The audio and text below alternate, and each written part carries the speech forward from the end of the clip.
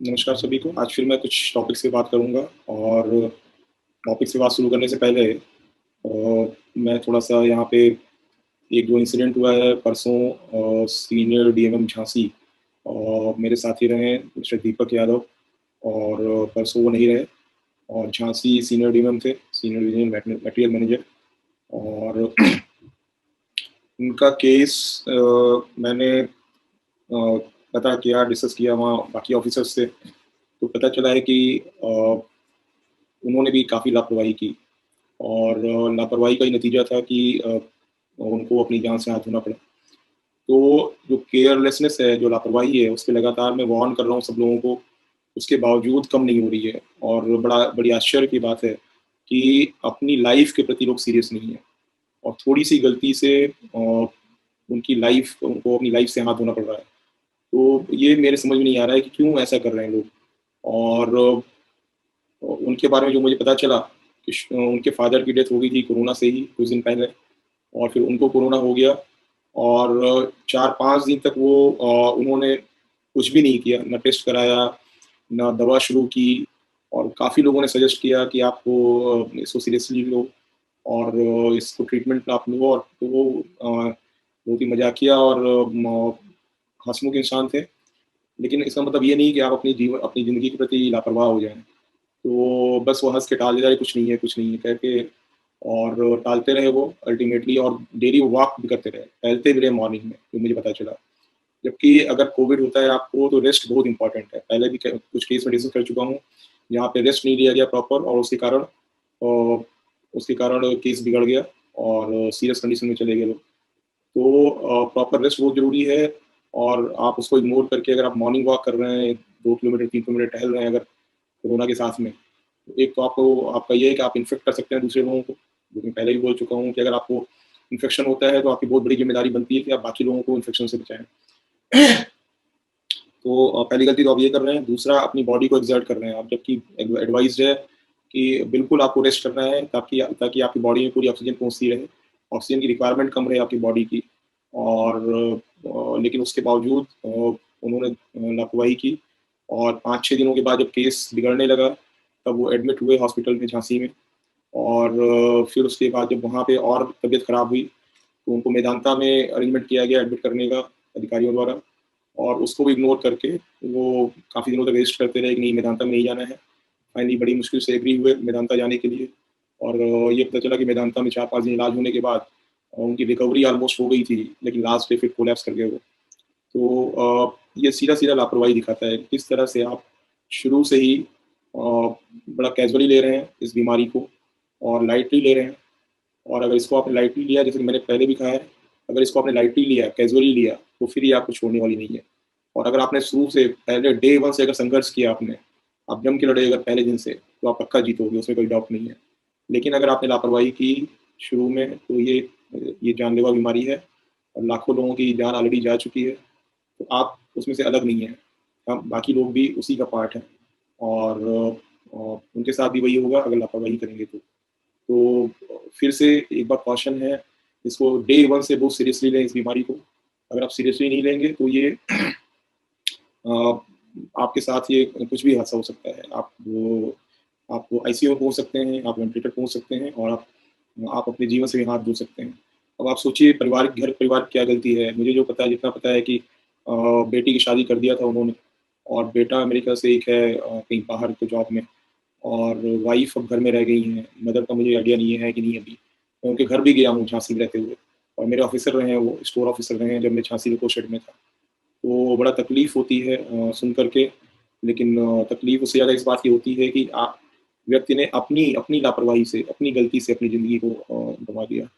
तो सभी से मेरी रिक्वेस्ट है और भी मुझे पता चला है अगर झांसी के बारे में ही बात करूँ मैं, और भी मुझे पता चला है कि झांसी में अभी सेंसिटिविटी तो आई है, जागरूकता आई है लेकिन अभी भी काफ़ी लोग हैं जो कि जब बिल्कुल ऑक्सीजन की कमी हो जाती है, जब बिल्कुल टर्मिनल कंडीशन आ जाती है, तब जाकर के वो भागते हैं अस्पताल के लिए और उससे पहले वो ध्यान नहीं दे रहे हैं और घरों में बंद हैं और दवा खा रहे हैं, नहीं खा रहे हैं, कुछ नहीं पता है। जब सीरियस हो जाते हैं तब अस्पताल में पहुँच रहे हैं। ये मेरे ख्याल से सभी जगह ये और गाँवों में भी आजकल फैल रहा है बहुत तेज़ी से। वहाँ भी लोग यही कर रहे हैं कि पड़े हुए हैं ऐसे ही बुखार की दवा लेते हुए। और जब वो सांस फूलनी शुरू हो जाती है, जब सांस रखनी शुरू हो जाती है, ऑक्सीजन डाउन हो जाता है, तब वो भागते हैं अस्पताल में और उसके बाद कोई कुछ कर नहीं सकता। ना तो आप कुछ कर सकते हैं, और डॉक्टर कुछ कर सकते हैं। और जैसा कि मैंने पहले बताया है कि फिर वो भगवान के हाथ में होता है। तो मैं फिर से एक बार रिक्वेस्ट करूँगा, मेरे वीडियोज़ सब तक पहुँच रहे हैं, मेरे पास फीडबैक आ रहा है और मुझे पता चल रहा है कि मेरे वीडियोज़ झांसी डिवीज़न में स्पेशली, क्योंकि मेरी कर्मभूमि रही है वहाँ पे और इतने सारे लोग मेरे टच में हैं, तो वहाँ सारे स्टाफ तक पहुँच रहा है मेरा वीडियो। मैं फिर से एक बार रिक्वेस्ट करूँगा झांसी स्टाफ से, झांसी डिवीज़न के वर्कशॉप के स्टाफ से स्पेशली, कि आपको डे 1 से आपको सतर्क हो जाइए। डॉक्टर से अपने मिलिए, डॉक्टर से कंसल्ट करिए, दवा लेना शुरू करिए। आप अपना खुद हो या आपके घर में, आपके परिवार में कोई हो, आप डे 1 से अलर्ट होइए। और छठा दिन बहुत इंपॉर्टेंट है। तो छठे दिन आपने सीटी नहीं कराया, एक्सरे नहीं कराया, ब्लड टेस्ट नहीं कराया, तो आपकी बीमारी कभी भी बिगड़ सकती है।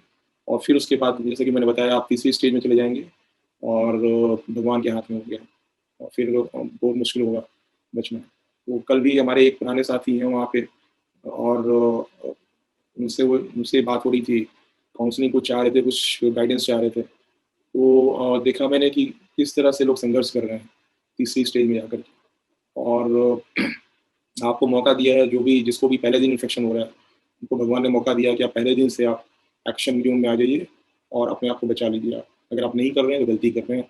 आप खुल करके बाहर आइए, टेस्ट कराइए और आपको तुरंत ट्रीटमेंट शुरू करिए। छठे दिन आप बहुत सीरियसली अपने आप को लीजिए। अगर बुखार आपका कंट्रोल नहीं हो रहा है तो तुरंत आप एक्सरे कराइए, सीटी कराइए, ब्लड टेस्ट कराइए, जो भी संभव है आपके हॉस्पिटल में आप वो कराइए और ट्रीटमेंट सेकंड स्टेज का ट्रीटमेंट तुरंत शुरू करिए। अदरवाइज़ चीज़ें बिगड़ने में देर नहीं लगती हैं। और ये झांसी पे तो एप्लीकेबल है ही, और सभी डिविज़न्स में, सभी आम पब्लिक में भी जहाँ तक ये मेरा वीडियो पहुँच रहा है, सबसे मेरी यही रिक्वेस्ट है कि आप इस बीमारी को अगर सीरियसली नहीं लेते हैं, तो ये बहुत ही घातक हो सकती है। और कल एक मेरे रिलेशन में भी एक डेथ हुई है। वहाँ भी लापरवाही हुई, 1 हफ्ते तक गाँव में इलाज चलता रहा, फिर शहर में आने के बाद, हॉस्पिटल में आने के बाद भी ढंग से ट्रीटमेंट मुझे लगता है नहीं मिला, सही ट्रीटमेंट नहीं मिला और कल अल्टीमेटली उनको जान से हाथ धोना पड़ा। तो फिर से मेरी यही रिक्वेस्ट है, बार-बार यही रिक्वेस्ट है कि आप इस बीमारी को सीरियसली लीजिए। फर्स्ट डे से इसको आप इसके साथ लड़ना शुरू करिए। अदरवाइज़ देर हो जाएगी और फिर आपको कोई बचा नहीं पाएगा। मुझे पता है कई सारे अभी भी हमारे लोको इंस्पेक्टर्स, झांसी के ड्राइवर्स और भी स्टाफ हॉस्पिटल में तीसरी स्टेज में संघर्ष कर रहे हैं। तो बहुत ज़रूरी है कि आप एक्शन ज़ोन में आएँ आप फर्स्ट डे से। और ये सभी पे एप्लीकेबल होता है। मैं स्पेशली झांसी को एड्रेस कर रहा हूँ। ये वीडियो मैं सारे ब्रांच ऑफिसर्स को भेज दूँगा और डिवीज़न सेक्रेटरीज़ को भेज दूँगा मैं। और मैं चाहूँगा कि इसको डिपो तक, डिपो ऑफिसर, डिपो इंचार्ज तक और वहाँ से सारे स्टाफ तक इसको पहुँचाएँ और सभी को अवेयर करें। और एक और टॉपिक है जिस पे मैं बात करूँगा कि एम्स का जो कॉन्फ्रेंस, ऑनलाइन कॉन्फ्रेंसेस हो रही हैं डॉक्टर्स के साथ में, जो वेबिनार होता है, उसको मैं बीच-बीच में मैं देख रहा हूँ, उसके वीडियोज़ देख रहा हूँ। 1-1 घंटे के सेमिनार होते हैं, जिसमें जो फील्ड में डॉक्टर्स हैं, जो स्टेट में जो डॉक्टर्स हैं, उनके साथ में उनको उनको एजुकेट किया जाता है इस बीमारी के बारे में। तो उसके वीडियोज़ हैं, मैं देख रहा था, अभी कुछ वीडियोज़ देखे मैंने। तो लगातार एम्स मना कर रहा है कि बीमारी के शुरू में स्टेरॉइड नहीं लेना है। और मैंने भी अपने डॉक्यूमेंट में लिखा है कि पहले 5 दिन बिल्कुल नहीं लेना है आपको स्टेरॉइड। लेकिन फिर भी मैं देख रहा हूँ कुछ डॉक्टर्स रिकमेंड भी कर रहे हैं और कई सारे लोग ले भी रहे हैं स्टेरॉइड डे 1 से, जो कि आपकी बीमारी को बढ़ा देगा। तो ये गलती क्यों हो रही है, इसको आप ठीक करिए। पहले 5 दिन में बिल्कुल स्टेरॉइड नहीं लेना है, क्योंकि इस 5 दिनों में आपको इम्यूनिटी की ज़रूरत होती है, वायरस से लड़ने के लिए। वायरस ग्रोइंग फेज़ में होता है। अगर आप स्टेरॉइड ले लेंगे शुरू से, तो आपकी इम्यूनिटी डाउन हो जाएगी, सप्रेस हो जाएगी, आपकी वायरस से लड़ने की क्षमता कम हो जाएगी और वायरस आपको ज़्यादा डैमेज कर देगा। तो फिर से रिक्वेस्ट है कि पहले 5 दिन में बिल्कुल स्टेरॉइड नहीं लेना है। अगर आपके डॉक्टर रिकमेंड भी करते हैं, आप क्वेश्चन करिए उसको। फिर एक मैंने अपने फेसबुक पे डाला है लिंक, पोस्ट कोविड फिजियोथेरेपी पे। आप अपने चेस्ट की, लंग की एक्सरसाइज, लंग की कैपेसिटी बढ़ाने के लिए एक्सरसाइज किस तरह से कर सकते हैं, बहुत ही अच्छा वीडियो है। एक रूबी ऑर्गेनिक्स का फिजियोथेरेपी डिपार्टमेंट है, उसका वीडियो है और वो मैंने उसका लिंक शेयर किया है मॉर्निंग में फेसबुक पे। और अभी मैं इस वीडियो के नीचे भी डाल रहा हूँ, इस वीडियो के डिस्क्रिप्शन में उस लिंक को मैं डाल रहा हूँ। आप उसको डाउनलोड कर लीजिए। और मैं पिछले 15 दिनों से उसको कर रहा हूँ। बहुत अच्छी एक्सरसाइज है, बहुत ही सिंपल है और आपकी चेस्ट की कैपेसिटी, आपके जो लंग्स हैं उनकी कैपेसिटी को बढ़ाने के लिए, और उसको आप रेगुलर मॉर्निंग में करिए। 20 से 25 मिनट की एक्सरसाइज है। उससे जो पोस्ट कोविड, जो कोविड से निकल चुके हैं उनके लिए है और बहुत ही इफेक्टिव है। आप ज़रूर उसको करिए। आप अगले 15 से 20 दिनों में आपकी जो लंग की कैपेसिटी है मे बी कि 1 महीना लग जाएगा, ज़्यादा कम हो गई है तो, बट आप रिकवर कर जाएँगे। दूसरा, शुगर मेंटेन करना बहुत ज़रूरी है, शुगर को मैनेज करना बहुत ज़रूरी है, जब भी स्टेरॉइड ले रहे हैं। तो अगर स्टेरॉइड की डोज़ ज़्यादा जा रही है, साथ में शुगर का कंट्रोल करना बहुत ही इंपॉर्टेंट है। और अगर स्पेशली अगर पहले से डायबिटिक हैं, तब तो बहुत ही इंपॉर्टेंट हो जाता है शुगर को कंट्रोल करना। तो शुगर को कंट्रोल नहीं करेंगे, तो जैसा कि अभी आप सुन रहे हैं, एक नई बीमारी जो ब्लैक फंगस है या म्यूकरमाइकोसिस है, वो भी बताया जा रहा है कि शुगर लेवल बहुत हाई होने के कारण और स्टेरॉइड के कारण इम्यूनिटी कम होने के कारण। जब भी स्टेरॉइड लेंगे तो इम्यूनिटी तो कम होगी, ये उसमें कोई डाउट नहीं है। लेकिन आपको बचना है तो आपको शुगर लेवल अपना कंट्रोल में रखना पड़ेगा, और चाहे उसके लिए आपको, जो अगर डायबिटिक है तो पहले से दवा ले रहे हैं तो उसको डबल करिए, या फिर इंसुलिन लीजिए अपने डॉक्टर से कंसल्ट करके। शुगर को कंट्रोल में रखना बहुत ज़रूरी है। और साथ में आपको एंटीबायोटिक्स भी लेनी होंगी।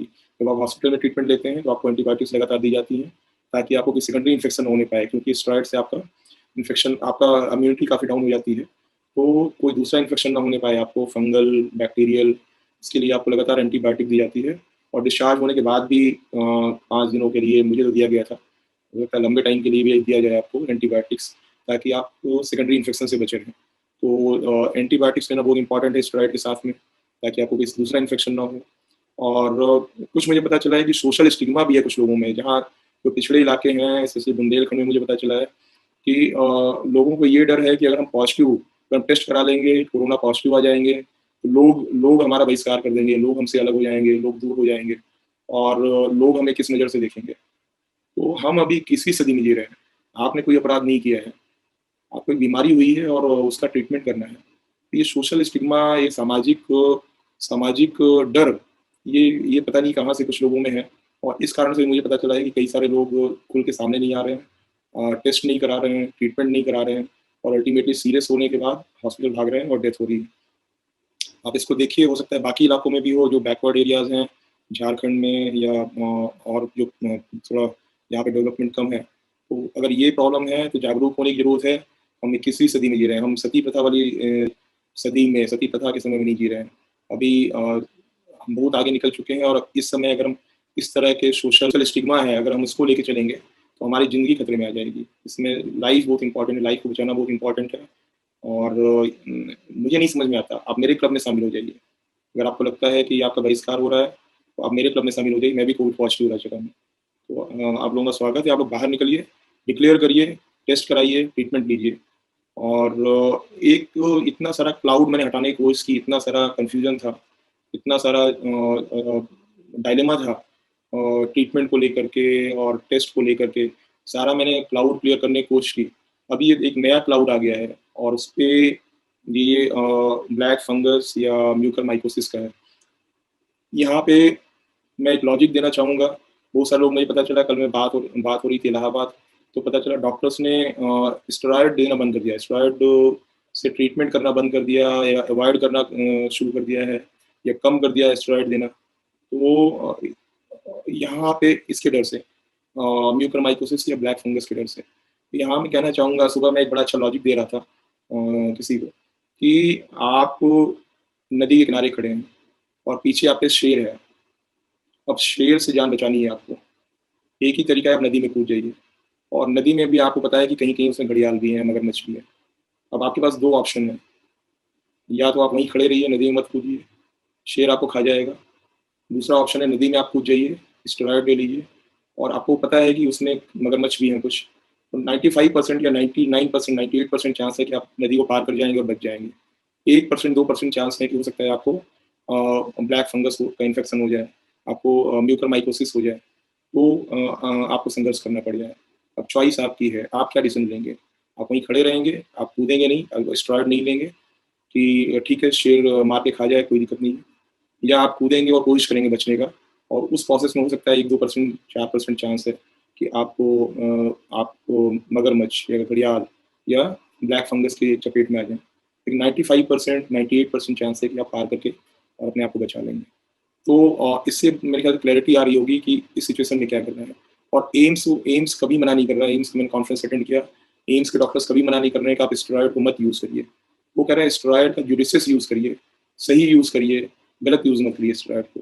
और गलत यूज़ की अगर बात करूँ, तो अभी तो मेरा स्केल 250 तक गया था। पिछले वीडियो में मैंने बताया कि 250 तक मेरा स्केल गया था, 250 mg की एक डोज। अब मुझे पता चला कल कि 500 mg की एक डोज दी जा रही है कहीं कहीं। 500 mg मतलब 1000 mg सुबह शाम। आप सोच सकते हैं कितना मिसयूज हो रहा है। वहाँ पे एम्स पॉइंट आउट कर रहा है, एम्स के डॉक्टर्स पॉइंट आउट कर रहे हैं कि आप स्टेरॉयड का मिसयूज मत करिए।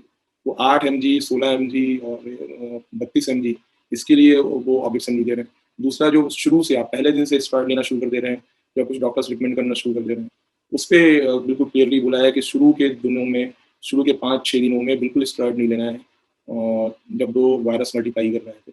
तो एम्स ने मना नहीं किया है स्टेरॉयड लेने से, देने से। एम्स ने मना किया है गलत यूज़ करने से, और जुडिशियस एंड सही डोज में यूज़ करने को कहा है। बस पे मुझे कई बार रिक्वेस्ट भी आ रहे थे फेसबुक पे, आप इस पे क्लैरिटी अब दीजिए। तो ये जो मैं आपको बता रहा हूँ मैं, ये तो एम्स टेली मेडिसिन करके एक चैनल है, आप उस पर जाकर खुद भी देख सकते हैं, लर्न कर सकते हैं।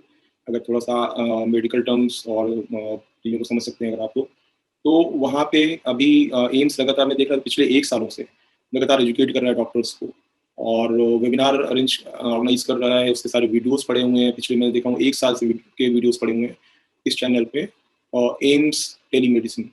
तो इस पे क्लियरली बोला गया है इन चीज़ों के बारे में, और आप वहाँ जाके वेरीफाई कर सकते हैं। तो डरना नहीं है।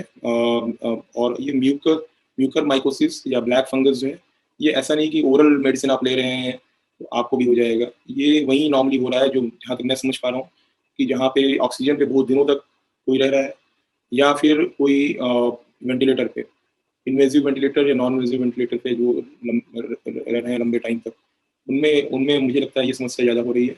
और वहाँ पे ध्यान रखने की ज़रूरत है, वहाँ कॉशियस रहने की ज़रूरत है, लगातार प्रिवेंटिव मेजर्स लेने की ज़रूरत है, और इसके टाइमली ट्रीटमेंट की ज़रूरत है। लेकिन इसका मतलब ये नहीं कि स्टेरॉयड लेना बंद कर दें, स्टेरॉयड ट्रीटमेंट बंद कर दें, क्योंकि स्टेरॉयड ही एकमात्र दवा है सेकंड स्टेज में इस बीमारी की। अगर वो नहीं देंगे आप किसी को, या वो नहीं लेंगे आप, तो मैंने लॉजिक बता दिया।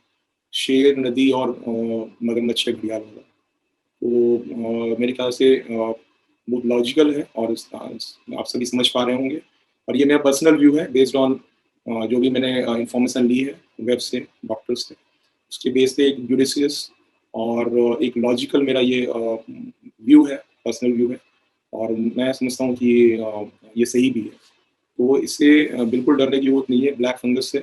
उसको टैकल करने की ज़रूरत है, जैसे कोरोना को आप टैकल कर रहे हैं, वैसे ही ब्लैक फंगस को भी टैकल करने की ज़रूरत है। लेकिन ये नहीं है कि इसका मतलब ये नहीं है कि आप ट्रीटमेंट लेना बंद कर दें, आपको स्टेरॉइड लेना बंद कर दें। हाँ, ओवरडोज़ बिल्कुल नहीं लेना चाहिए। ओवरडोज़ बहुत ज़्यादा दी जा रही है। मुझे नहीं समझ में आता कहीं से लॉजिक 500 mg देने का, और एम्स ने वहाँ पे वार्न किया है। डायबिटीज़, अगर आपका शुगर लेवल बहुत ज़्यादा जा रहा है, तो वहाँ पे कंट्रोल करने की ज़रूरत है। तो इन चीज़ों का ध्यान रखना है। Wish you all the best.